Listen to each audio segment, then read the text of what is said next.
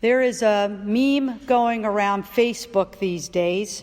Maybe you've seen it. It's a statement that says, "I never thought I'd be giving up so much for Lent." While Lent is a time of self-denial and spiritual practice to focus and refocus our hearts and minds on the presence of God in our lives, this year it certainly hasn't been about chocolate or any other trivial giving ups.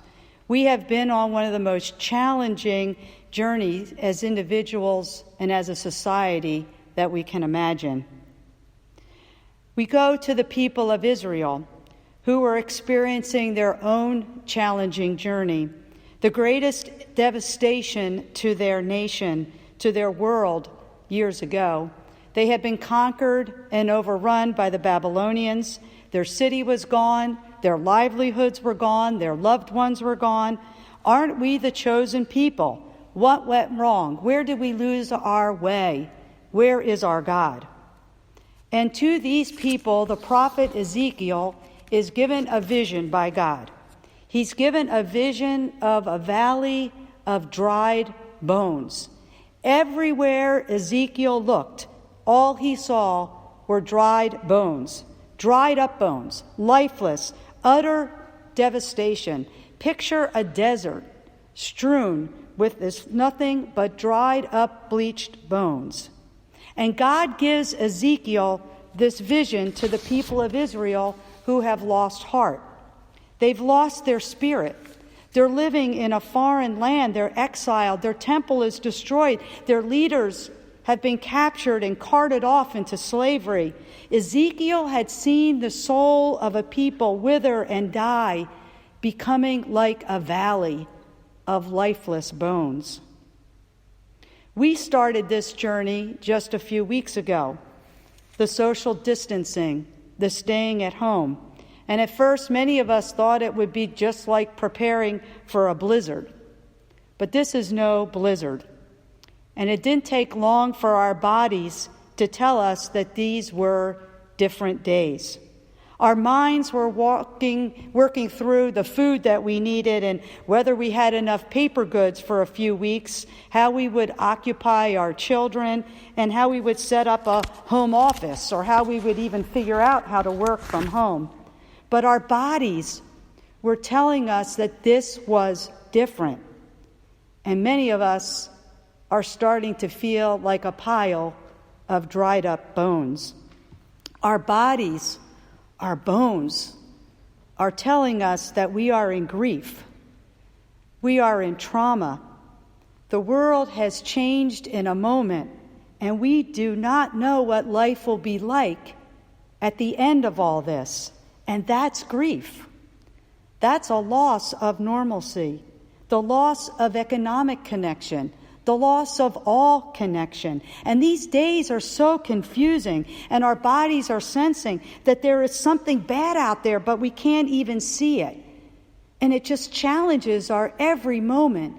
Have we washed our hands enough? Have I used enough sanitizer? Have I wiped down those surfaces enough? Many of us are feeling like we live in a valley of devastation as COVID-19 rages around the world.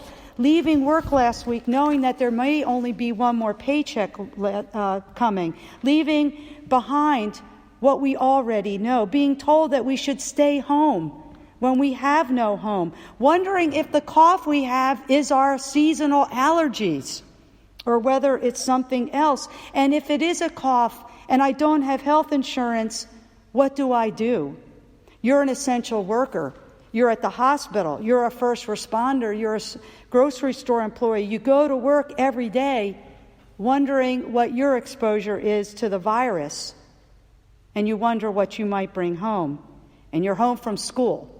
And you're confined to the four walls of your house and your backyard if you have one. And you miss your routine. And you miss your friends. Cut off. Wow, aren't we cut off? From family, from friends, from community. All the ways we're used to meeting and talking. I start to set up coffee with someone and then I realize, nope, can't do that. Meet for lunch? No. Schedule a committee meeting? No.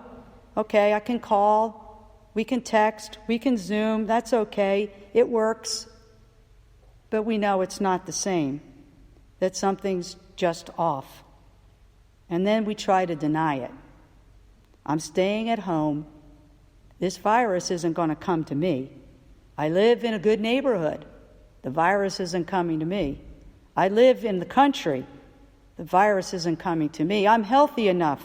The virus is not coming to me. We live in that denial. And then there's anger. There's anger because the government is making us stay home. And then there's confusion because the 2 weeks or the 15 days is up and it's coming to an end, and we don't know what's coming next. And we know that these precautions are going to be lengthened, but we don't know how to deal with all of this uncertainty and how much longer will this go on. And to us, God speaks this day. How many times have I walked and you've walked across the front of our sidewalk in front of the church and looked up at those banners that said, God is still speaking? Do you hear those words today? To you, to our world, can these bones live? God is still speaking, and God is speaking to us, to our dried up bones in our souls. God is telling us as people of faith, prophesy to those bones. As Ezekiel sees those bones reknit together with muscle and flesh and revive once more, bodies are coming back. It's a miracle. It's a new day. It's new life.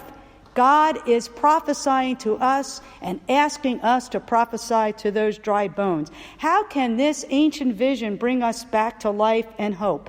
We can speak to those who are homeless and tell them that we're collecting food and working with the religious coalition so that they do have a safe place to stay.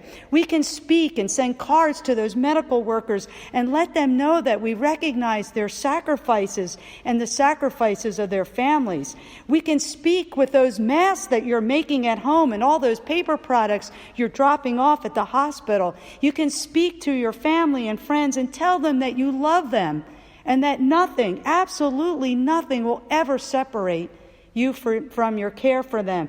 You can speak to the teachers who are discovering new ways to let their students know that they are not forgotten. These teachers that are driving their cars through the neighborhoods at safe distances to wave to their students so their students can see them. These teachers quickly learning how to teach in a whole new mode online. When you go to the grocery store, give a blessing to that person that's checking you out. God bless them. They're going to work so we don't have to hoard cans and cans of food. And I give thanks to the truck drivers who are working extra hours to make sure that all of these supplies are getting to the places they need. And please speak to those who are caring for our older folks in retirement communities and nursing homes. Do you know how hard it is?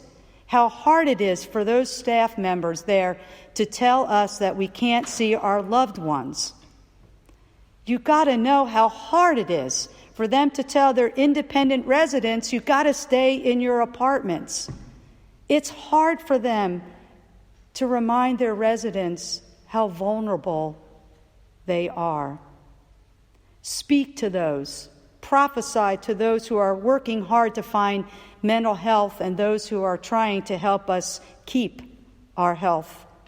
Speak to the hundreds of people who used to gather in our church for their 12-step meetings and at other churches around the community and now have to meet virtually. They need our assurance and their support.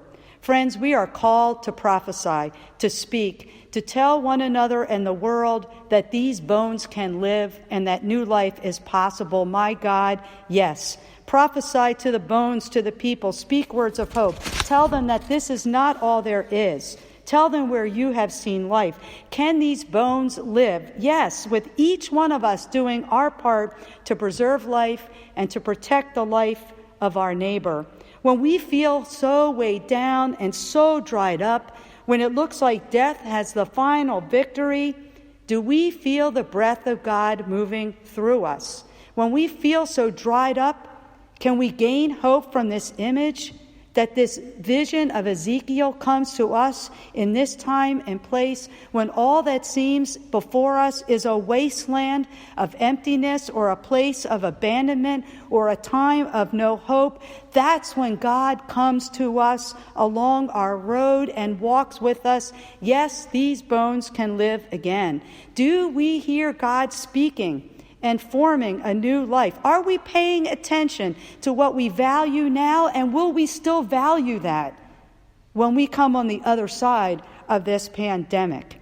This Lent is so different than what we've known before, and we've given up a lot, more than any one of us could have imagined a month ago.